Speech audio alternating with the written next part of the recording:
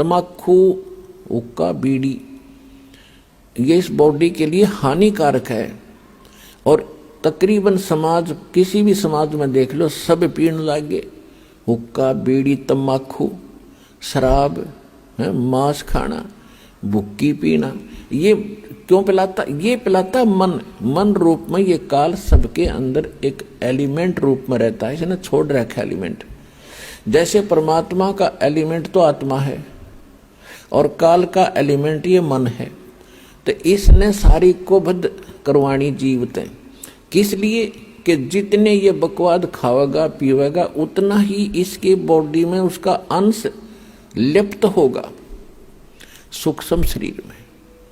तो उसके बाद फिर वो जो का तो ऊपर जाकर जब उसको भूना जाता है, जिसने घना हुक्का पी रखा है, घनी शराब पी रखी है, वो देर तक वहां भूना जाता है कि उसमें अच्छा माल होता है इस काल का। तो वहां सबको इसलिए डाला जाता है कि जो सारे जीवन में इसने जो खाया पिया, कुछ तो बॉडी शरीर सुख सुथुल शरीर इससे ठीक रहा, शेष उसके अंदर जम जाता है और वो इतने गर्मी के बिना छूटता नहीं।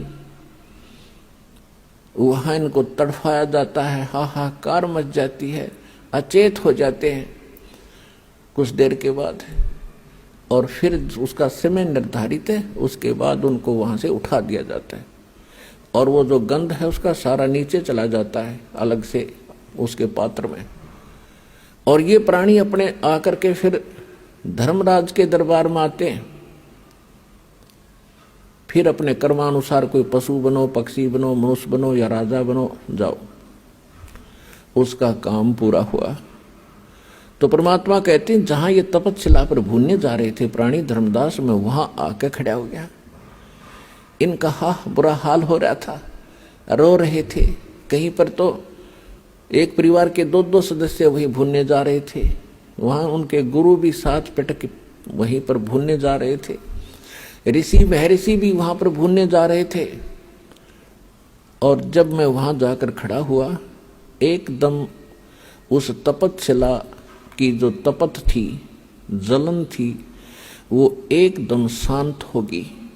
टुकड़ी तो गर्म जो की तू है, लपटें निकल रही हैं आग की, लेकिन उन प्राणियों को मेरी शक्ति से उस आग का कोई असर नहीं हो रहा था। तो जब उनका वो पीड़ा खत्म हुई तो एकदम बैठी शांत होकर मुझे देखा, तो परमात्मा के उस शीतल चंद्रमा जैसे शीतल चेहरे को देखकर वो सभी ये समझ गए कि शायद ये भगवान है। तो उन्होंने कहा कि हे परमात्मा, हम यहाँ पर कौन से कर्म का दंड भोग रहे हैं? तो परमेश्वर ने कहा कबीर जी ने कि बेटा, ये तुम्हारा इस लोक का दंड नहीं, ये तुमने सतलोक में गलती करी थी। अपने मूल स्थान को छोड़कर, उस सर्व सुख दायी स्थान को छोड़कर भरी थाली का ठोकर मार कर तुम यहाँ आए हो इस काल के साथ। परमात्मा ने उनको कुछ ही समय में सारी सृष्टि रचना बताई सुनाई। तो सभी को वहां तो तुरंत समझ में आ गई, क्योंकि यहाँ तो अपलातुन पाक रहे हम। एक छोटा सा कोई जॉब हो जा, अधिकारी बन जावे, छोटी सी कोई 10-20 एकड़ जमीन हो जाए, हम सुनते ही नहीं किसी की, अकनौ किसी ने देखा। वहां तो सारा सपट दिख रहा था कि जिस धन को अपना मान रहे थे, जिस घर को अपना मान रहे थे, जिस परिवार को अपना मान रहे थे, वो हमारे साथ नहीं आया। तो वहां तक अकल ठिकाने आ गई थी उनकी। और यहाँ अकल ठिकाने लाने के लिए इतने सत्संग करने पड़ते हैं, इतने प्रमाण देने पड़ते हैं कि तुम गलत स्थान पर पड़े हो, ये लोग तुम्हारा नहीं है, तुम्हारे साथ धोखा हो रहा। और तब भी शीघ्र सी ठिकाने अकल नहीं आती, क्योंकि हमारे ऊपर प्रेशर इतना है। लेकिन मालिक का ज्ञान भी इतना प्रबल है और समाधान इतना प्रबल है, एक दिन अकल ठिकाने आकर रहेगी पूरे विश्व की। अब वो समय आ गया।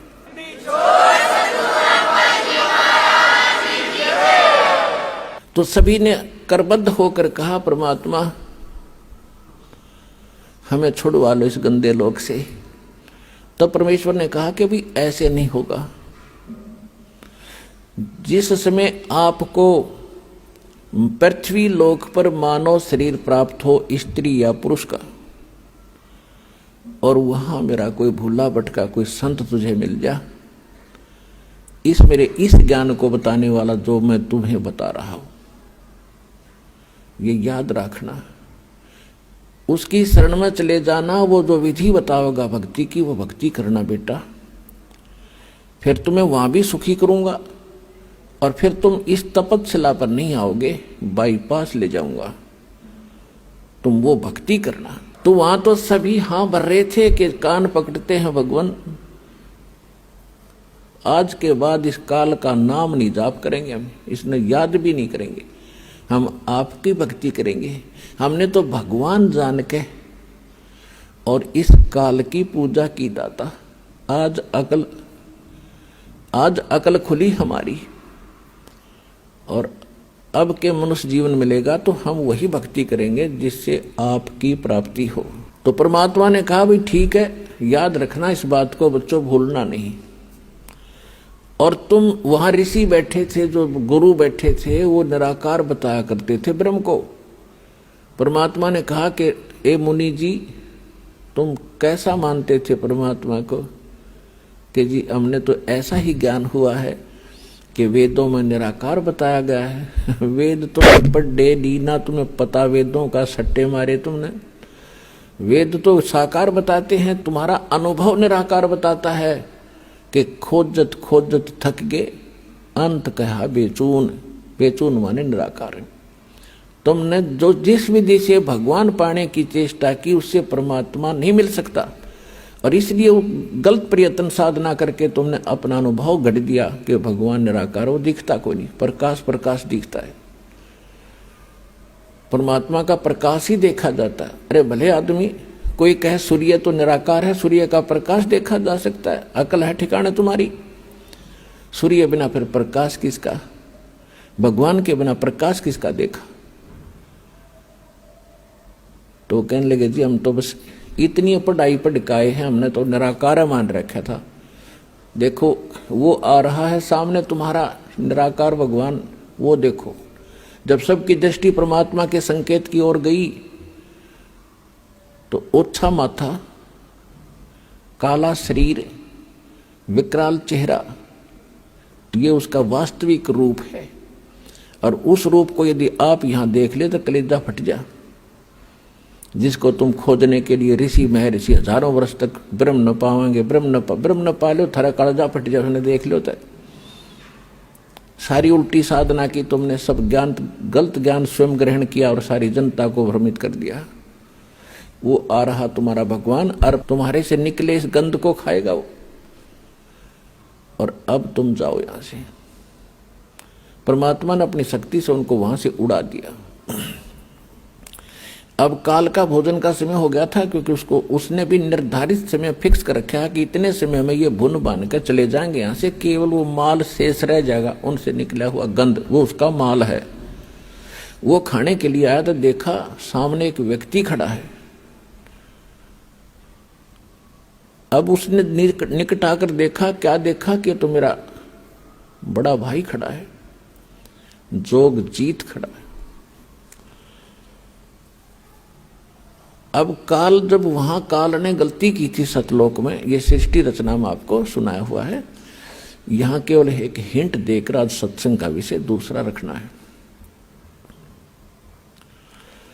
तो वहां सतलोक से जब इसको निकाला था 21 ब्रह्मांड समेत, तो परमात्मा इसी रूप में गए थे, जोगजीत रूप में। तो जब जोगजीत रूप में उसने देखा कि ये परमात्मा के निकट मेरा भाई है, उनके साथ रहता है ज्यादा, और उसका संदेश वही लेकर आता है, कोई आज्ञा क्या है ये पूछता हूं पहले इससे। तो उस ज्योत निरंजन काल ने जोगजीत से कहा कि जोगजीत तू यहां क्यों आया? अब कोई पिता का आदेश है तो मुझे बता, और तूने मुझे वहां से मार कर निकाला था, तू मेरे लोक में क्यों आया? मेरी तू आ कैसे गया? अब मैं तुझे पहले तो आदेश बता दे क्या है परम पिता का, फिर तुझे मैं मारूंगा, कुटूंगा। तब परमात्मा बता रहे हैं धर्मदास जी को, मैंने इससे बताया कि सुन ले आदेश परम पिता का, ये आत्मा परमात्मा की है और ये तेरे साथ आ भी गई थी तो ऐसा जुल्म नहीं करना था तूने। अन्यायी, कोई गधा बना दिया, कोई गधी बना दी, कोई सूर बना दिया, कोई सूरी बना दी, कोई कुत्ते गधे की योनि भोग रहा है, कोई कष्ट से पीड़ित है, किसी को कैंसर है, किसी को टीबी है, किसी का हाहाकार मच रहा है, किसी की टांग कट गई, किसी का हाथ कट गया। ये जुल्म कर रखा तूने। तेरा रहम नाम की चीज नहीं है। परमात्मा दुखी हुए इस बात से, तो वो कहता है कि मैं तो सत्य का राज करता हूं, जो जैसा कर्म करता उसका वैसा ही फल देता हूं। भगवान का आदेश है मेरे को कि सत्य का राज करना, किसी अन्याय ना करना। परमात्मा बोले कि मुझे मालूम है तू जैसा सत्य का राज करता है। ये मन रूप में तू खुद विद्वान है, सारे उल्टे काम कराता है आत्मा से, और जब आत्मा सजा भोगती है तू भाग जाता है। कबीर साहब कहते मन के मते ना चालिए, मन है पक्का दूत, ले डूबे दरिया में फिर जावे हाथ से छूट।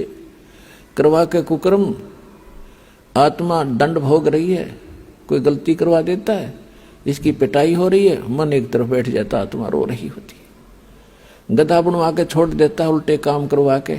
अब किसी को कहे भक्ति कर ले, मन को कहना आजा ताश खेल लाएंगे, छोड़ के इधर भक्ति में है। कोई कहे भाई भगवान का नाम, चलो सत्संग में ना टाइम नहीं है, और वहां बिछा के गली में बैठ जाएंगे ताश खेलने सारे दिन। इबका मार आन दे, इबका देखूंगा, सारा दिन धक्के खा के बकवास करे। तो ये मन करवाता है, और जब आत्मा जाग जाएगी, झांखे भी नहीं इन कर्मों को, तो आत्मा को यहाँ जगाया जाता है, इसका मूल ज्ञान बताया जाता है, ये कहाँ की रहने वाली है, वो स्थान याद कराया जाता है, ये सत्संग में याद कराया जाता है। तो सुन ले आदेश परमात्मा का। जोग जीत रूप में भगवान कह रहे हैं कि मैं नीचे जाऊंगा, सभी तेरे ब्रह्मांड सब लोक में जाऊंगा, नीचे के स्वर्ग लोकों में, ब्रह्मा विष्णु महेश की नगरी में, और पृथ्वी लोक पाताल लोक पर जाऊंगा। सब जीवों को बताऊंगा कि ये भगवान नहीं है जिसको तुम परमात्मा मान बैठे हो, ये वो परमात्मा नहीं है। और वो ज्ञान बताऊंगा, उस भगवान के चिन्ह बताऊंगा जिसका तूने नामो निशान मिटा दिया। मैं इसलिए आया हूं, आदेश है परमात्मा का। नीचे जाऊंगा, तेरी पोल खोलूंगा, तेरा भांडा फोड़ूंगा कि तू काल है, तेने जुल्म कर रखा है, इनके साथ सारी उल्ट साधना करवा के इनकी दुर्गति कर दी है। और ऐसा मंत्र दूंगा उनको कि वो जाप करके सीधे सतलोक आ जाएंगे, तेरे झंझट से छूटेंगे।